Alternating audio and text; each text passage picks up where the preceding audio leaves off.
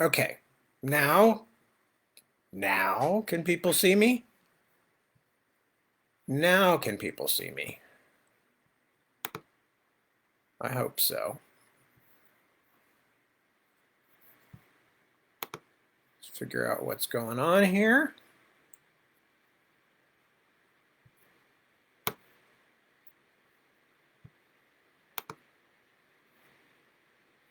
All right. Let's see. Let's figure out what's going on here. Oh, I know what happened. It's this flippity dipping switch profile thing. Ugh. Okay. Anybody out there now? Are we still on the wrong profile? No, we should be on the right profile. Oh, for goodness sake. Right. We are live. Why are we not getting through? Why are people not seeing it?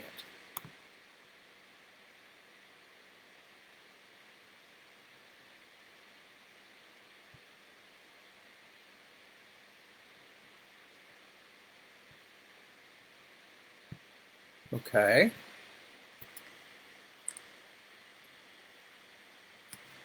And this is Safari, right? Okay, so Safari is gone. Why do I not have anybody in this one?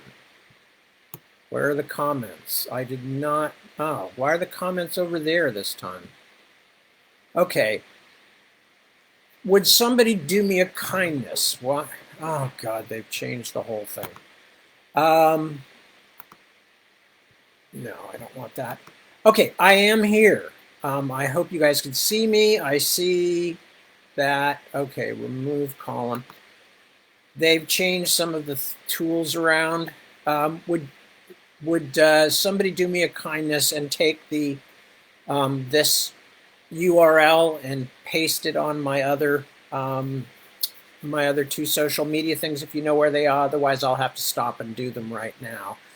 Actually, maybe I should. Anyway, why are the comments over here? I don't want the comments over there. Comments should be here. Oh, God. Okay, anyway, sorry, folks. This Facebook, as usual, has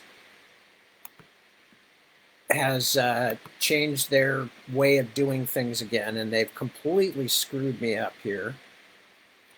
Oh, Lordy. So I cannot, the comments are blocked out by my screen, by my video image. So I'm just going to assume that everybody is there. This is really frustrating now. It's already been a difficult day in some ways, although not to complain really. But anyway, but I'm assuming, yes, that you guys can now hear me the way I should be heard. It looks like it from what I'm seeing here. Yeah, I see Wouter and Ronnie and Holger and Dirk and Ilva, hello, darling, and Carol and Leah and Rosalba and Chris and Ty and yeah, okay, and Svan. Okay. I think we're in chapter 3, Holger, I believe. Yeah, we are in chapter 3, just at the end of the first segment. So that's where we are. And when I say segment, I mean there's been a little what we call a dingbat, which is, a little sign that you're changing from one thing to the other. What is all of this nonsense here? I do not want all these setups. Oh, Lord. Anyway, whatever. We'll worry about it later on. Hello to all you guys. Sorry, in the last couple of weeks, Facebook has this thing now where you have to toggle back. If you got more than one page, you have to toggle back and forth every time you want to see something or change something. So it used to be you could just go on there and do it if you owned the page. Now each time, in the urge to make things easier for us, they have put this thing in where you have to toggle the profile back and forth every time. that you want to do something, which in fact just makes it much harder to do things. And it has also somehow managed to screw up what I was doing here, because I have to go on from Google Chrome to Safari to put my other stuff up. The URL saying where I'm doing the reading, and for whatever reason that just isn't working. It's not doing it properly. Anyway, let me just bear with me for a moment. Let me just do this stuff and see if I can manage to do this without screwing everything up. Don't go away. Okay, so and author. I'm going to have to remember now not just to toggle the stupid profile, but to toggle it back afterward. Okay, so I hate this crap. In case you couldn't tell. Okay, let's try it.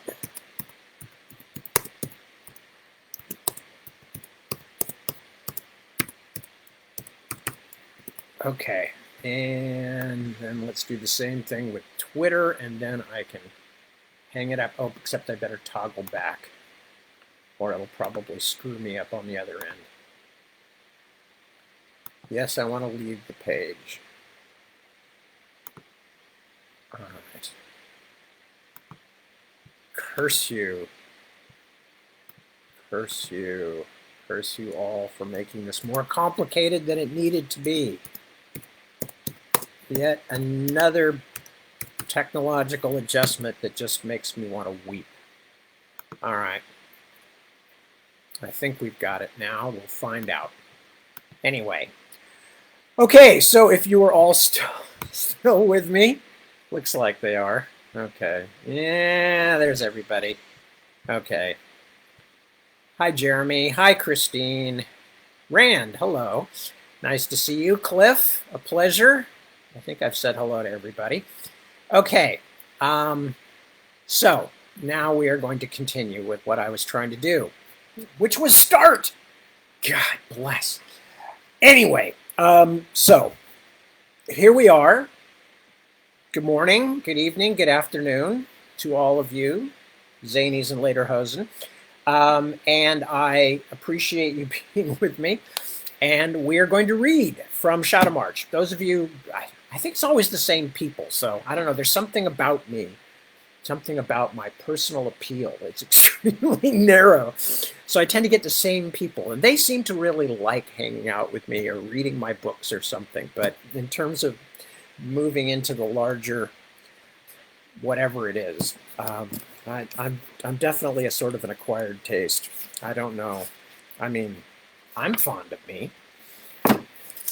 Anyway, so thank you for bearing with me through all of that. I can't believe they change these things for no reason and then just spring them on you. They don't even give you like a week first and say, we're thinking of doing this. Is this going to be a useful thing? So we are reading from Shadowmarch. We are in Chapter 3. We have just finished the first segment of Chapter 3. We have met the Southmarch royal family, the Eddens, of whom at this point they consist of, or what we've met so far, is Kendrick, who is the oldest son. The king, Olin, is being held captive in another country, which we will learn more about later. We have met the twins, obviously fraternal, not identical, Beric and Bryony. Beric, who is not an invalid, but he has an injured arm, a crippled arm that he's had for a long time, and he's has problems because of that. And he's kind of emo. That's kind of the easiest way to explain Beric. He's kind of the emo kid, the goth kid in the family, and Bryony. And then we've also met the Funderlings, and two of them actually, in particular, Chert and Opal of the Blue Quartz family. And the Funderlings have just been up kind of looking for stuff alongside the Shadow Line, which is the extent of where the realm of the Twilight people, where it ends, near Southmarch, sometimes called Shadowmarch. Southmarch is the northernmost of the mortal kingdoms, right up next to the Shadow Line, so-called. And they have just found a small child who has been dumped across the Shadow Line. They don't know by whom. We know that it's something much larger going on, and that this child has been sent from the court of essentially the king and queen of the fairies, but we call them the Twilight people. And but at the same time, Chert has realized that the shadow line has moved closer to Southmarch for the first time in his memory, and apparently in living memory. So he has just decided that he has to tell somebody among the big people, because the Funderlings, which is what Chert and Opal are small people. We'll learn a lot more about the Funderlings for those of you who haven't already read the book. Anyway, so now we are going on with the book, and again, I thank you, and I apologize for starting so slowly, but it wasn't my fault. Well, probably was, but it was due to confusion created by Facebook for no good reason. I've made that clear, my feelings on this issue. Anyway, reading from Shadowmarch. Although his horse was dead, left behind for 3 servants to bury on the hillside where the wyvern had died, Prince Kendrick himself had suffered little more than bruises and a few burns from the creature's venomous froth. Of all the company, he was the only one who seemed in good cheer as they made their way back toward the castle, the huge corpse of the wyvern coiled on an open wagon for the amazement of the populace. Market Road was crowded with people, hundreds and hundreds, waiting to see the Prince Regent and his hunting party. Hawkers, tumblers, musicians, and pickpockets had turned out too, hoping to earn a few small coins out of the spontaneous street fair. But Bryony thought most of the people seemed glum and worried. Not much money was changing hands, and those nearest the road watched the nobles go by with hungry eyes, saying little, although a few called out cheers and blessings to the royal family, especially on behalf of the absent King Olin. Kendrick had been splashed in blood from head to foot. Even after he had washed and then rubbed himself with rags and soothing leaves, much of him was still stained a deep red. Despite the itch where the wyvern's spittle burned him, he made it a point to wave and smile to the citizens crowded in the shadows of the tall houses along Market Road, showing them that the blood was not his own.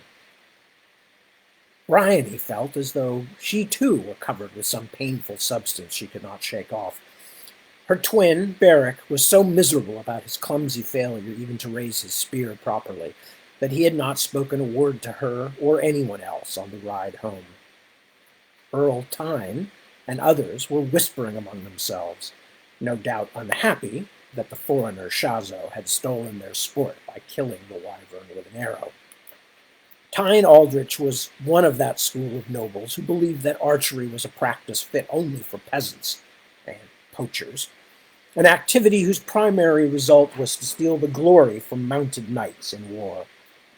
Only because the master of arms might have saved the lives of the young prince and princess was the hunter's unhappiness muttered instead of proclaimed aloud. And more than a dozen of the dogs, including sweet Dado, a Bratchet who in her first months of life had slept in Bryony's bed, lay cold and still on the leafy hillside beside Kendrick's horse, waiting to be buried in the same pit. I wish we'd never come. She looked up to the pall of clouds in the northeastern sky. It was as though some foreboding thing hung over the whole day, a crow's wing, an owl's shadow. She would go home and light a candle at Zoria's altar, ask the virgin goddess to send the Edens her healing grace. I wish they'd just gone out and killed that creature with arrows in the first place. Then Dado would be alive. Then Barrick wouldn't be trying so hard not to cry that his face is turned to stone. Why the grim look, little sister? Kendrick demanded. It is a beautiful day, and summer has not entirely left us yet. He laughed. Look at the clothes I have ruined. My best riding jacket. Marilana will skin me. Bryony managed a tiny smile. It was true, she could already hear what their great-aunt would have to say, and not just about the jacket. Marilana had a tongue that everyone in the castle, except perhaps Shazo, feared, and Bryony would have given odds that the old Tuani man only hid his terror better than the others did. I don't know. She looked around to make sure that her black-clad twin was still a few dozen paces behind them. I fear for Beric, she said quietly. He is so angry of late. Today has only made it worse. Kendrick scratched his scalp, smearing himself anew with drying blood. He needs toughening, little sister. People lose hands, legs, but they continue with their lives, thanking the gods they have not suffered worse. It does no good for him to be always brooding over his injuries. And he spends too much time with Shazo, the stiffest neck and coldest heart in all the marchlands. Bryony shook her head. Kendrick had never understood Beric, although that had not kept him from loving his younger brother, and he didn't understand Shazo very well either, although the old man was indeed stiff and stubborn. It's more than that. She was interrupted by Galen Tolley, riding back down the road toward them, followed by his personal retinue, the Summerfield boar on their green and gold livery brighter than the dull sky. Highness, a ship has come in from the south. Bryony's chest tightened. Oh, Kendrick, do you think it's something about father? The Duke of Summerfield looked at her tolerantly, as though she might have been his own young and slightly sheltered sister. It is a carrack, the Podensis out of Hyrosol, he told the Prince Regent, and it is said there is an envoy on board sent from Ludus with news of King Olin. Without realizing it, Bryony had reached out and grabbed at Kendrick's red-smeared arm. Her horse bumped flanks with her brother's mount. Pray all heaven, he is not hurt, is he? She asked Galen, unable to keep the terror from her voice. The cold shadow she had felt all day seemed to draw closer. The king is well? Summerfield nodded. I am told the man says your father continues unharmed, and that he brings a letter from him, among other things. Oh, the gods are good, Bryony murmured. Kendrick frowned. But why has Ludus sent this envoy? That bandit who calls himself protector of Hyrosol can't think we have found all the ransom for the king yet. 100,000 gold dolphins, it will take us at least the rest of the year to raise it. We have dragged every last copper out of the temples and merchant houses, and the peasants are already groaning under the new taxes. Peasants always groan, my lord, said Galen. They're as lazy as old donkeys. They must be whipped to work. Perhaps the envoy from Hyrosol saw all these nobles in their fine clothes out hunting, Beric suggested sourly. None of them had noticed him riding closer. Perhaps he has decided that if we can afford such expensive amusements, we must have found the money. The Duke of Summerfield looked at Beric with incomprehension. Kendrick rolled his eyes, but otherwise ignored his younger brother's jibe, saying, It must be something important that brings him. Nobody sails all the way from Hyrosol to carry a letter from a prisoner, even a royal prisoner. The Duke shrugged. The envoy asked for an audience tomorrow. He looked around and spotted Shazo riding some distance back, but lowered his voice anyway. And another thing, he is as black as a crow. What has Shazo's skin to do with anything? Kendrick demanded, irritated. No, the envoy, Highness. The envoy from Hyrosol. Kendrick frowned. That is a strange thing. The whole of it is strange, said Galen of Summerfield. Or so I hear. If the nameless boy had seemed disturbed by his first glimpse of the castle, he appeared positively terrified by the basilisk gate in the castle's massive outwall. Chert, who had been in and out of it so many times he had lost count, allowed himself to see it now with a stranger's eyes. The granite facing 4 times a man's height and many more times Chert's own small stature was carved in the likeness of a glowering reptilian creature whose twining coils surmounted the top of the gate and looped down on either side. The monster's head jutted out above the vast oak and iron doors, its staring eyes and toothy mouth dressed with thin slabs of gemstone and ivory, its scales edged with gold. In the Funderling guilds, if not among the big folk, it was common knowledge that the gate had been here far longer than the human inhabitants. That monster is not alive, he told the child gently. Not even real. It is only chiseled stone. The boy looked at him, and Chert thought that something in his expression seemed deeper and stranger than mere terror. I do not like to see it, he said. Then close your eyes while we walk through. Otherwise we will not be able to reach our house. That is where the food is. The boy squinted up at the lowering worm for a moment through his pale lashes, then shut his eyes tight. Come on, you two, Opal called. It will be dark soon. Chert led the boy under the gate. Guards in high-crested helmets and black tabards watched curiously, unused to the sight of a human child being led by Funderlings. But if these tall men, wearing the Eden's silver wolf and stars emblem, were concerned by the oddity, they were not concerned enough to lift their halberds and move out of the last warm rays of the sun. The princess and her party had already reached their destination. As the Funderlings and their new ward reached arcade-fenced market square in front of the great Trigon Temple, Chert could see all the way to the new wall at the base of the central hill, where the lights of the inner keep were as numerous as fireflies on a midsummer evening. The keep's Raven's Gate was open, and dozens of servants with torches had come out from the residence to meet the returning hunters, to take the horses and equipment and guide the nobles to hot meals and warm beds. "Who rules here?" asked the boy. It seemed an odd sort of question, and now it was Chert who hesitated. In this country? Do you mean in name or in truth? The boy frowned. The meaning was chopped too fine for him. Who rules in that big house? It still seemed a strange thing for a child to ask, but Chert had experienced far stranger today. King Olin, but he is not here. He is a prisoner in the south. Almost half a year had passed since Olin had left on his journey to urge the small kingdoms and principalities across the heartland of Ion to make federation against Zis.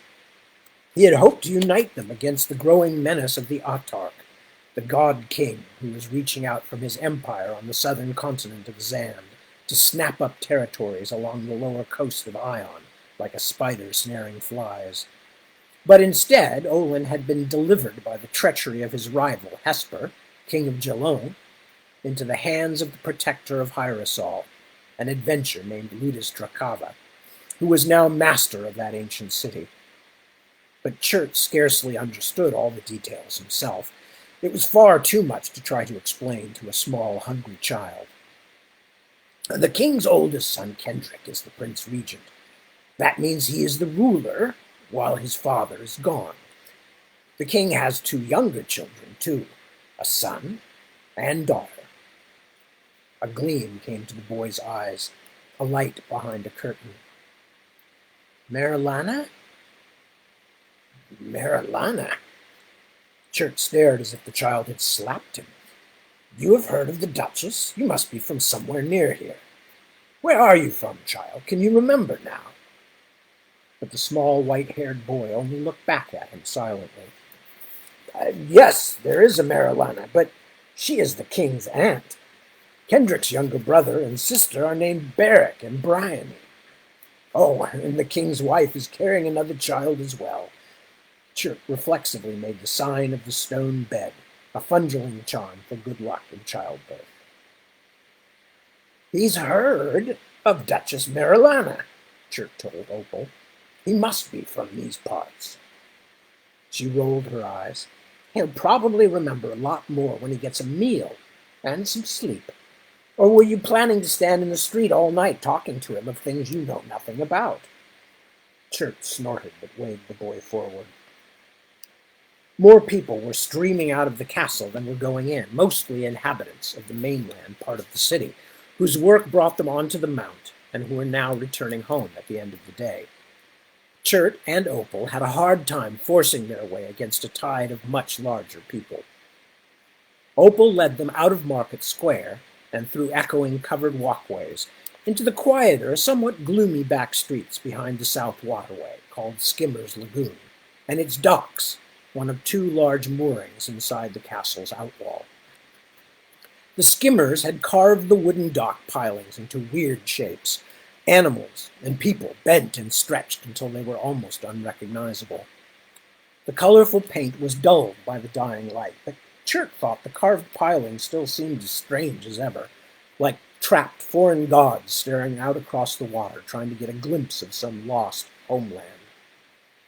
The still shapes even seemed to mourn out loud, as boats full of half-naked skimmer fishermen unloaded the day's catch on several of the smaller docks. The air of the lagoon was full of their groaning and, to Chirk's ear, almost completely tuneless songs. "Aren't those people cold?" the boy asked.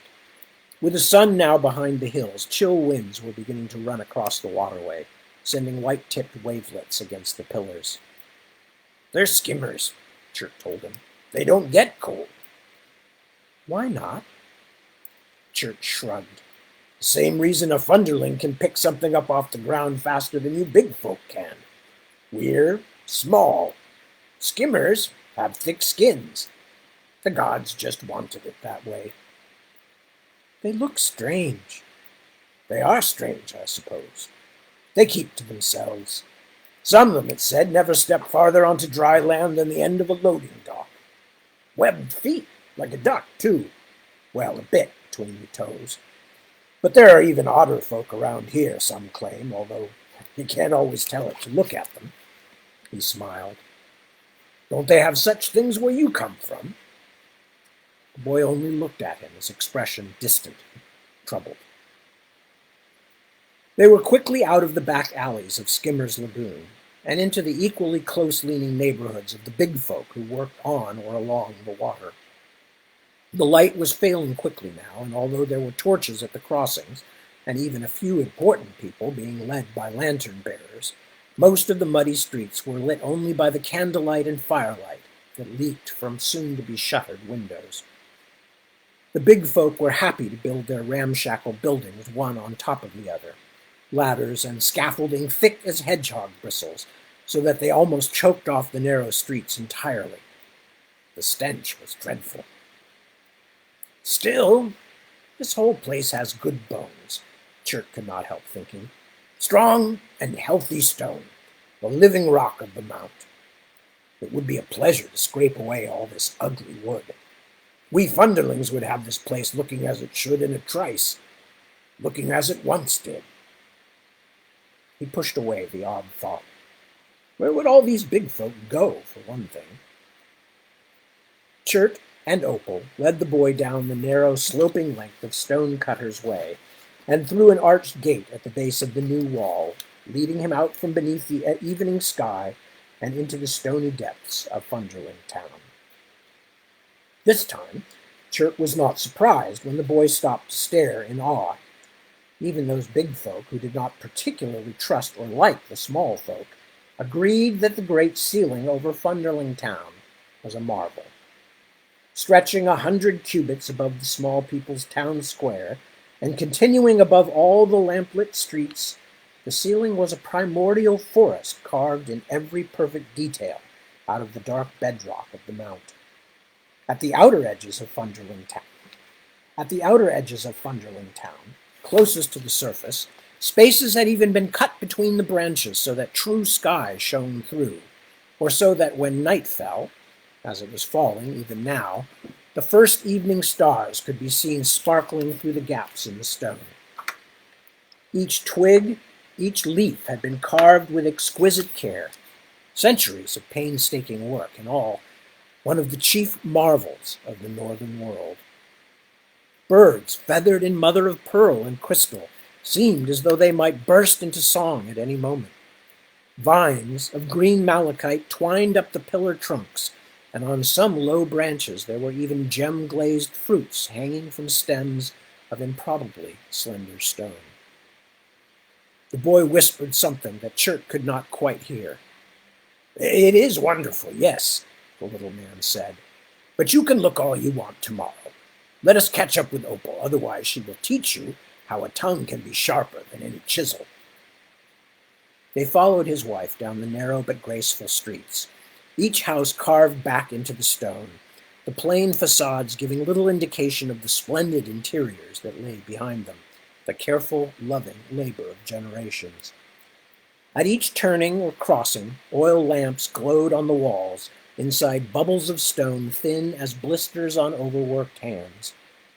None of the lights were bright, but they were so numerous that all night long the ways of Funderling Town seemed to tremble on the cusp of dawn.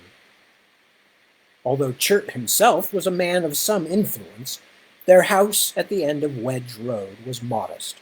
Only 4 rooms all told, its walls but shallowly decorated.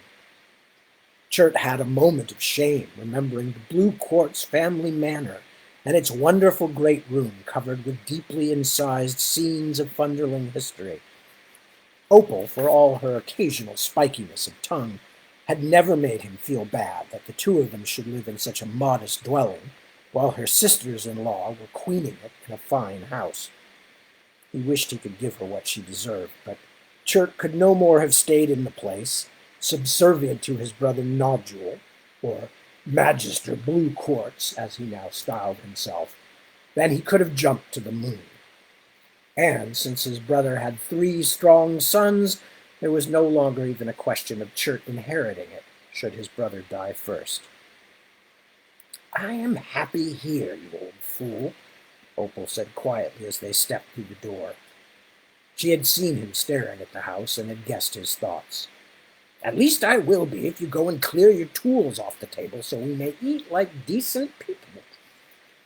Come, boy, help me with the job," he told the little stranger, making his voice loud and jovial to cover the fierce, sudden love he felt for his wife. "Opal is like a rockfall. If you disregard her first quiet rumblings, you will regret it later on." He watched the boy wipe dust from the pitted table with a damp cloth, moving it around more than actually cleaning it. "Do you remember your name yet?" he asked. The boy shook his head. "Well, we must call you something. Pebble?" He shouted to Opal, who was stirring a pot of soup over the fire. "Shall we call him Pebble?"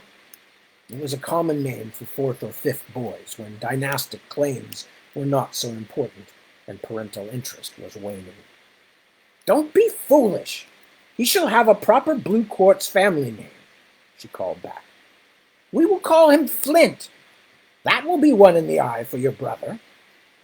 Chirk could not help smiling, although he was not entirely happy about the idea of naming the child as though they were adopting him as their heir. But the thought of how his self-important brother would feel on learning that Chert and Opal had brought in one of the big folks' children and given him miserly old Uncle Flint's name was indeed more than a little pleasing. "Flint, then," he said, ruffling the boy's fair hair, "for as long as you stay with us, anyway."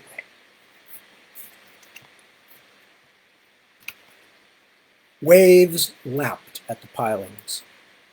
A few seabirds bickered sleepily.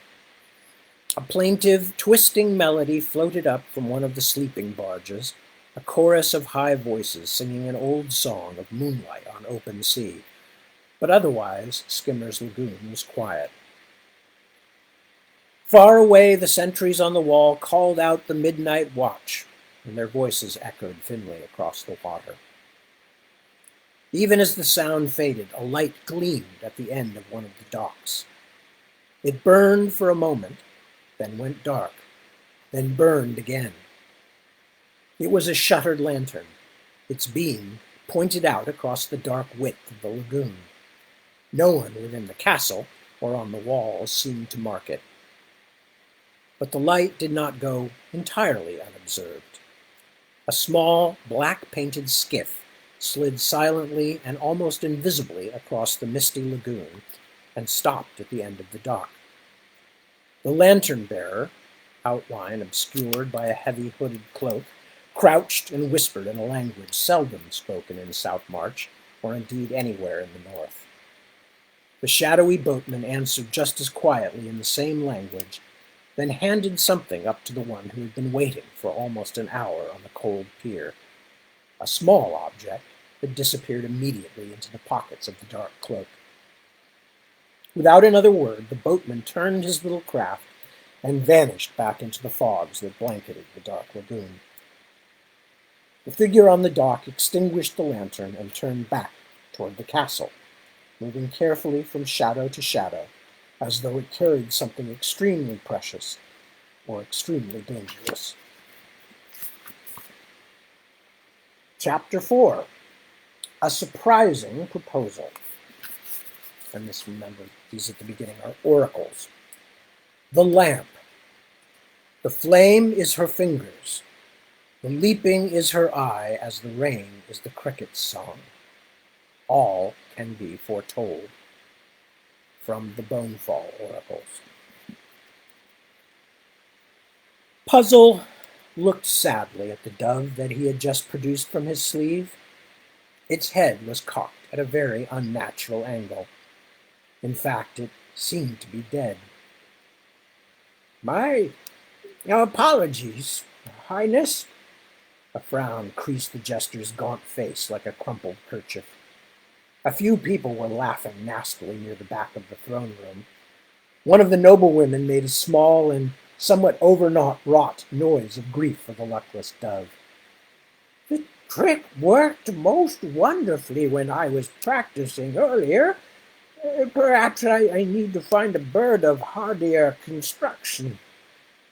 Beric rolled his eyes and snorted, but his older brother was more of a diplomat.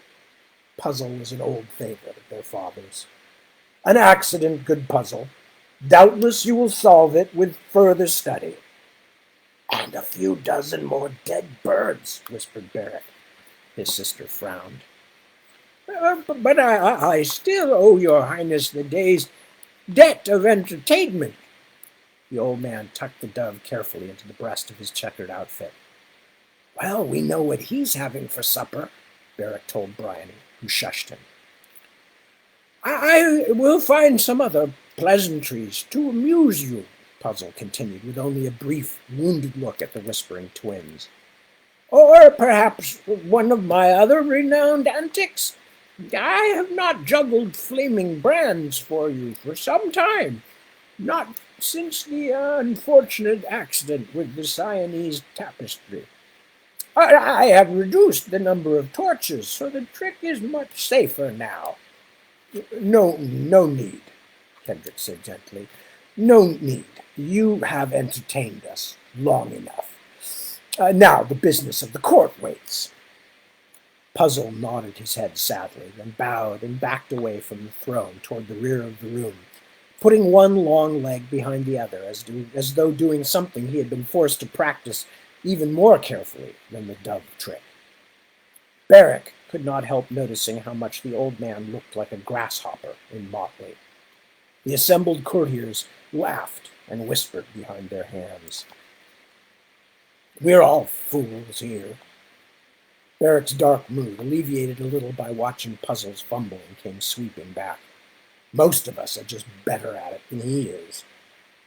Even at the best of times, he found it difficult to sit on the hard chairs. Despite the open windows high above, the throne room was thick with the smell of incense and dust and other people. Too many other people. He turned to watch his brother, conferring with Stefan's Ninor, the Lord Castellan, making a joke that set Summerfield and the other nobles laughing and made old Ninor blush and stammer. Look at Kendrick, pretending like he's father. But even father was pretending. He hated all this. In fact, King Olin had never liked either priggish Galen of Summerfield or his loud, well-fed father, the old Duke.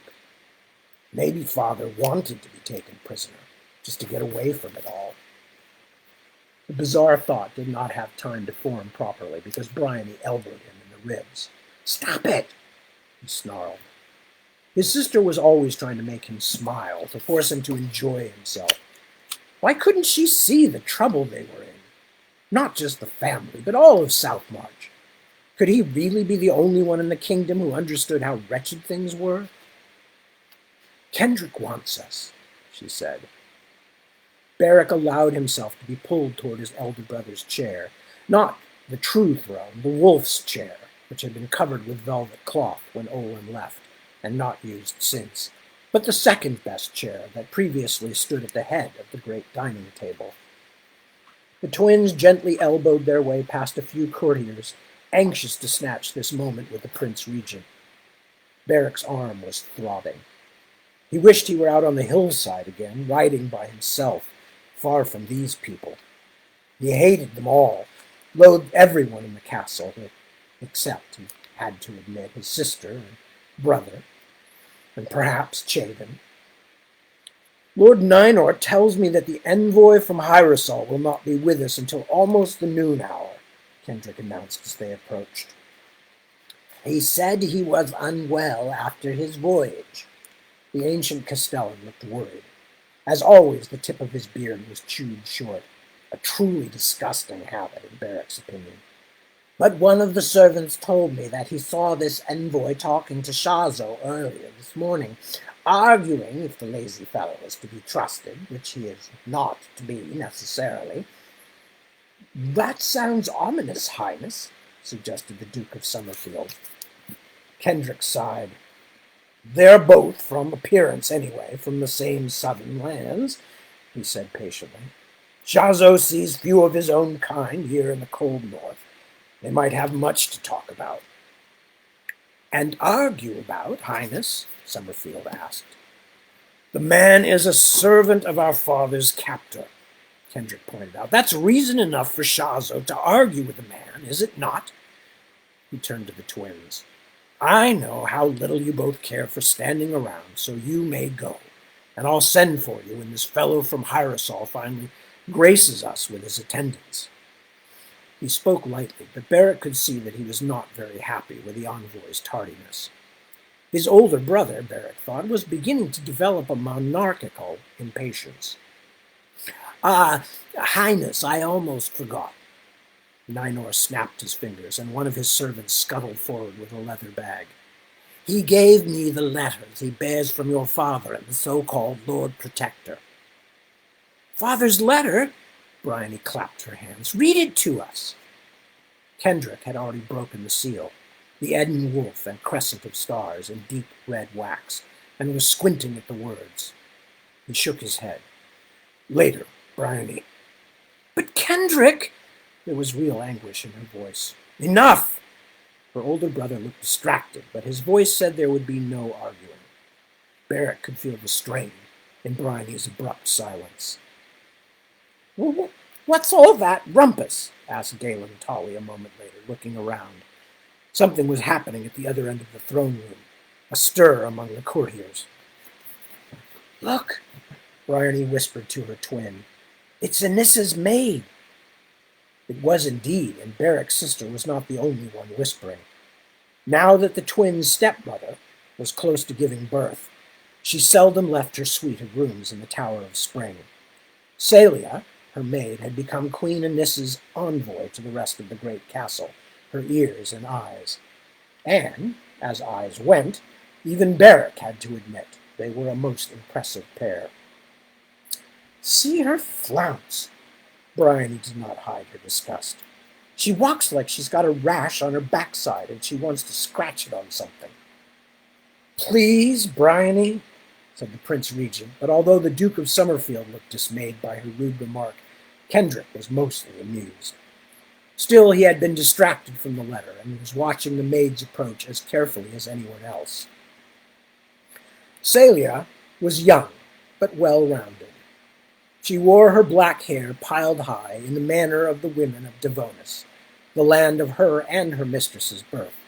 But although she kept her long-lashed eyes downcast, there was little of the shy peasant girl about her. Beric watched her walk with a kind of painful greed, but the maid, when she looked up, seemed to see only his brother, the Prince Regent. Of course, Beric thought, why should she be any different from the rest of them? If it please you, Highness? She had been only a season in the marches and still spoke with a thick Devonesian accent. My mistress, your stepmother, sends her fond regarding and asks leave for talking to the royal physician. Is she unwell again? Kendrick truly was a kind man, although none of them much like their father's second wife. Even Barrett believed his brother's concern was genuine.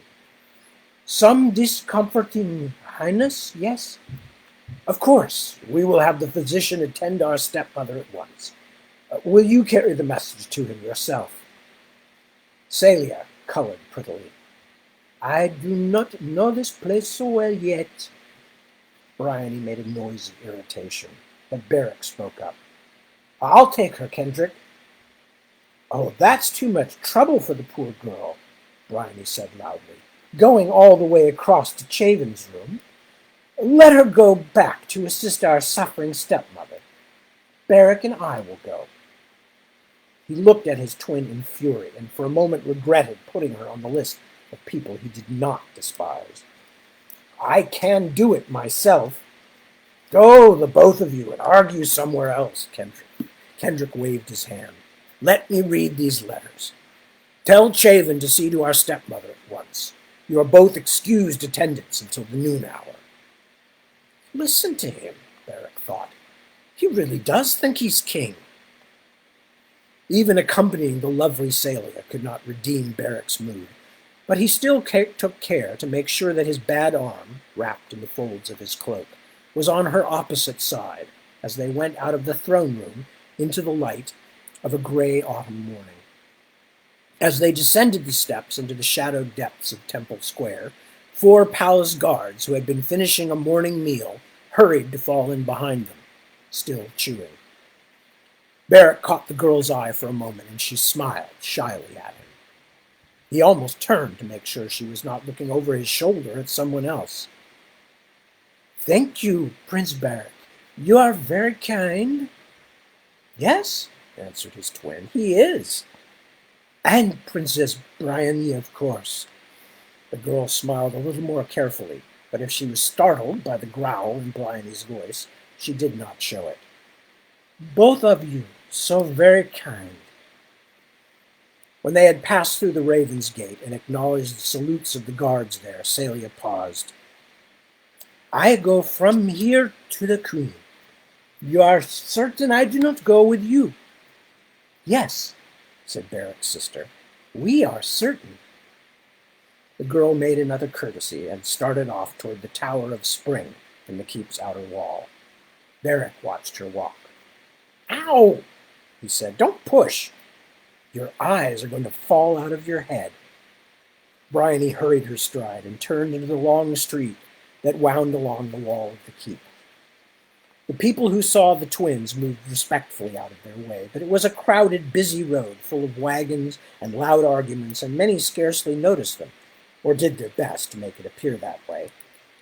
King Olin's court had never been as formal as his father's, and the people of the castle were used to his children walking around the keep without fanfare, accompanied only by a few guards. You're rude, Barrick told his sister. You act like a commoner.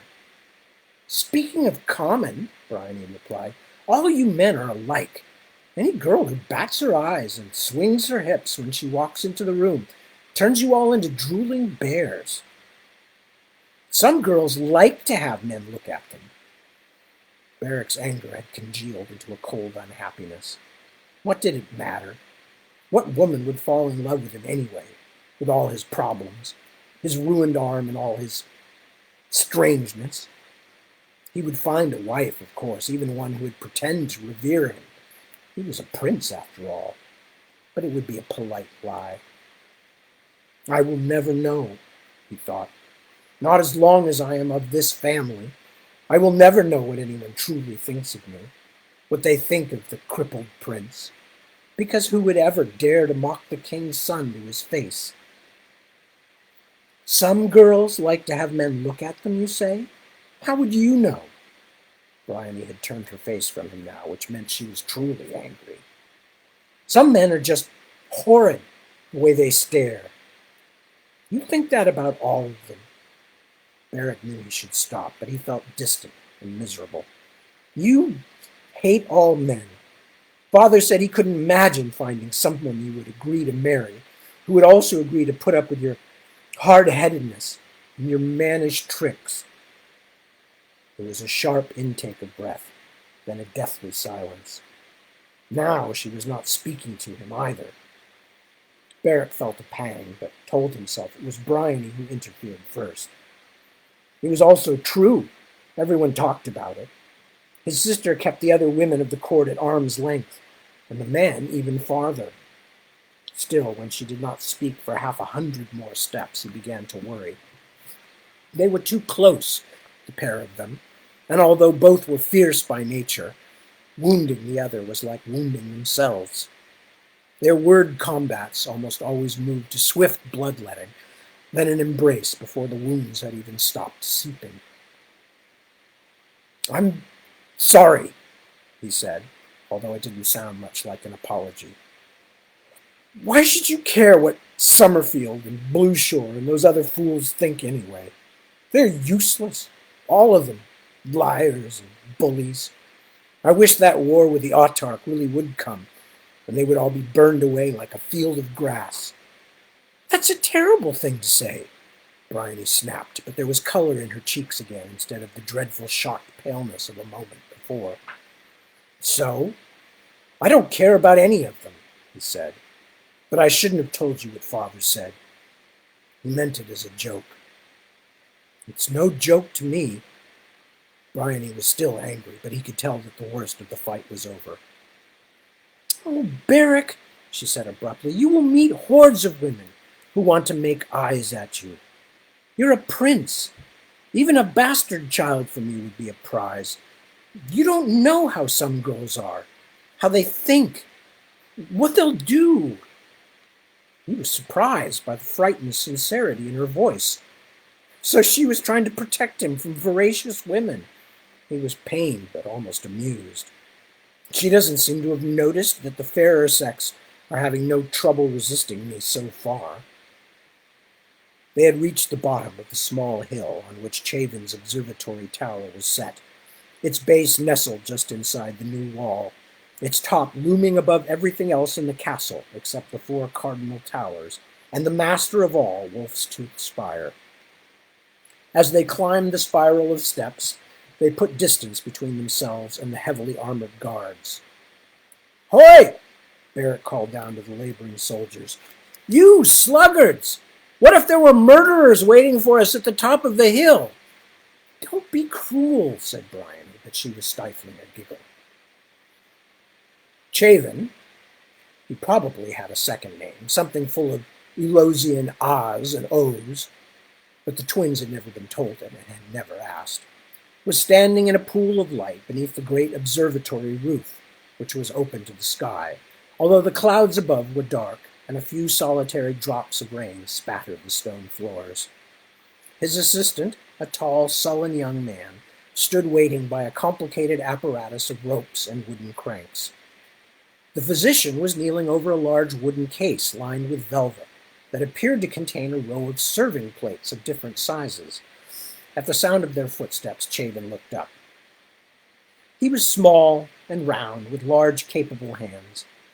The twins often joked about the unpredictability of the god's gifts, since tall, raw-boned Puzzle, with his gloomily absorbed manner, would have made a much better royal astrologer and physician, and the cheerful, mercurial, dexterous Chavin seemed perfectly formed to be a court jester. But, of course, Chavin was also very, very clever, when he could be bothered. "Yes?" he said impatiently, glancing in their direction. The physician had lived in the marchlands so long he had scarcely a trace of accent. "Do you seek someone?" The twins had been through this before. "It's us, Chavin," Bryony announced. A smile lit his face. "Your Highnesses, apologies. I am much absorbed with something I have just received. Tools that will help me examine a star or a mote of dust with equal facility." He carefully lifted one of the plates, which proved to be made of solid glass, transparent as water. "Say what you wish about the unpleasantness of its governor, there are none in all the rest of Ion who can make a lens like the grinders of Hyrosol." His mobile face darkened. I am sorry. That was thoughtless, with your father a prisoner there." Bryony crouched down beside the case and reached a tentative hand toward one of the circles of glass, which gleamed in an angled beam of sunlight. We have received something from the ship as well, a letter from our father, but Kendrick has not let us read it yet. Oh, please, my lady, Javen said quickly, loudly, do not touch those. Even the smallest flaw can spoil their utility. Bryony snatched her hand back and caught it on the clasp of the wooden case. She grunted and lifted her finger. A drop of red grew on it, dribbled down toward her palm. Terrible! I am sorry. It is my fault for startling you. Javen fussed in the pockets of his capacious robe, producing a handful of black cubes, then a curved glass pipe, a fistful of feathers, and at last a kerchief that looked as if it had been used to polish old brass. Bryony thanked him, then unobtrusively pocketed the dirty square of cloth and sucked the blood from her finger instead. So you have received no news yet? The physician asked. The envoy is not to see Kendrick until noon. Beric felt angry again, out of sorts. The sight of blood on his sister's hand troubled him. Meanwhile, we are running an errand. Our stepmother wishes to see you. Ah! Javen looked around as though wondering where his kerchief had got to, then shut the lenses back in their case. I will go to her now, of course. Will you come with me? I wish to hear about the wyvern hunt. Your brother has promised me the carcass for examination and dissection, but I have not received it yet, although I hear troubling rumors that he has already given the best parts of it away as trophies. He was already bustling toward the door and called back over his shoulder, Shut the roof, Toby! I have changed my mind. I think it will be too cloudy tonight for observation, in any case.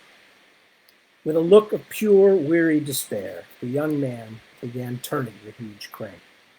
Slowly, inch by inch, with a noise like the death groan of some mythological beast, the great ceiling slid closed. Outside, the twins' 4 heavily armored guards had reached the observatory door and had just stopped to catch their breath when the trio appeared and hurried past them down the stairs, bound for the Tower of Spring. A girl no more than 6 years old opened the door to Anissa's chambers in the tower, made a courtesy, then stepped out of the way. The room was surprisingly bright. Dozens of candles burned in front of a flower-strewn shrine to Madi Surazen, goddess of childbirth, and in each corner of the room new sheaves of wheat stood in pots to encourage the blessing of fruitful Erilo. A half-dozen silent ladies-in-waiting lurked around the great bed, like cockandrills floating in one of the moats of Zis. An older woman, with the sourly practical appearance of a midwife or a hedge witch, took one look at Beric and said, He can't come in here. This is a place for women. Before the prince could do more than bristle, his stepmother pulled aside the bed's curtains and peered out. Her hair was down, and she wore a voluminous white nightdress. Who is it? Is it the doctor? Of course he can come to me. But it is the young prince as well, my lady. Barik?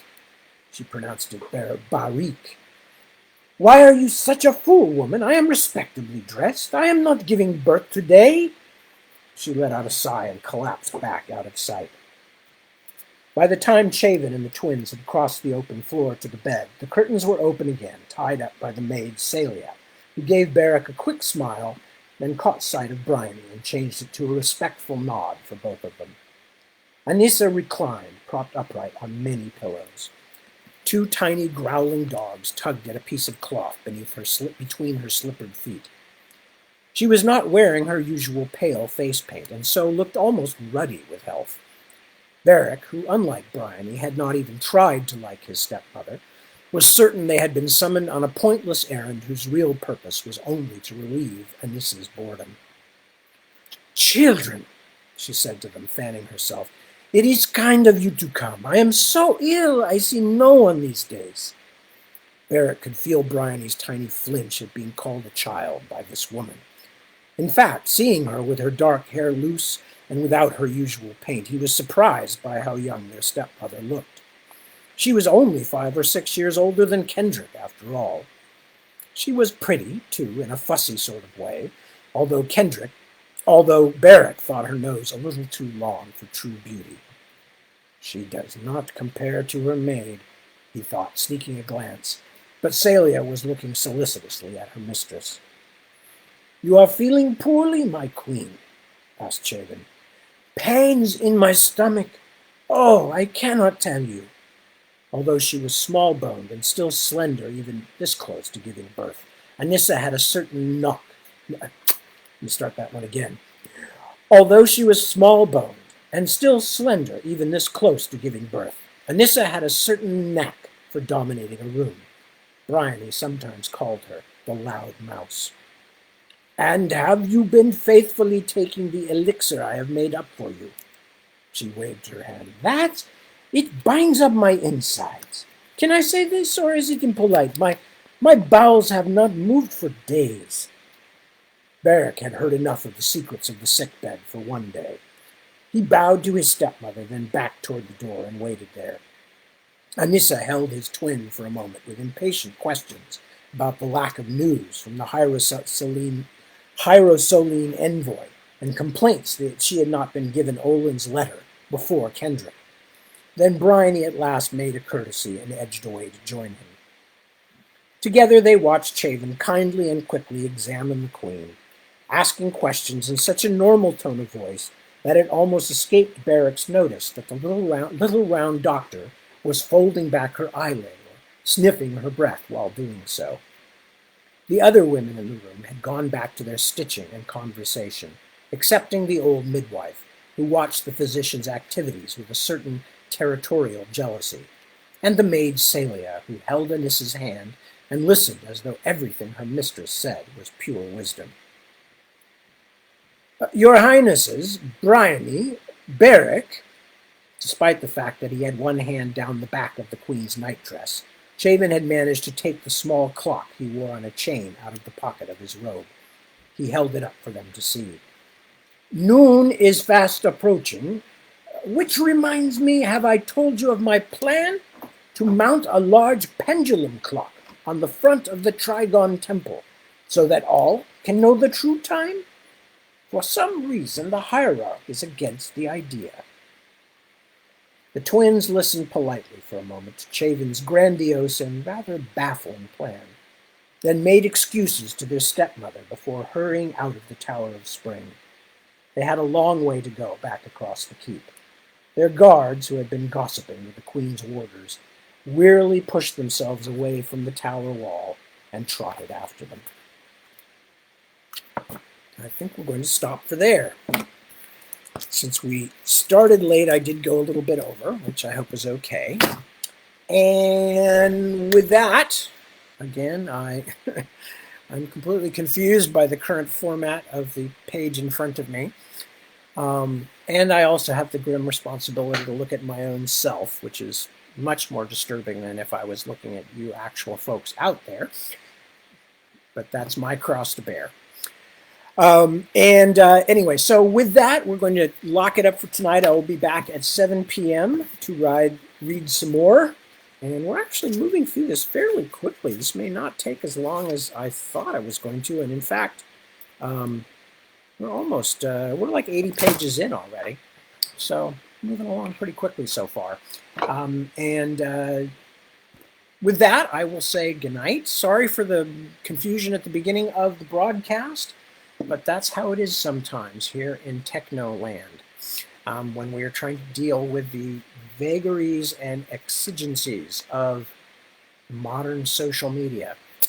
Other than that, I didn't really have a lot to say tonight anyway. Deb did get her first vaccination. I still haven't had one.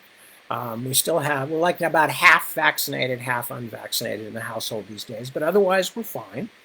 Everybody that I've mentioned to you folks in terms of my family members and pets and whatnot, everybody's doing okay, last I heard.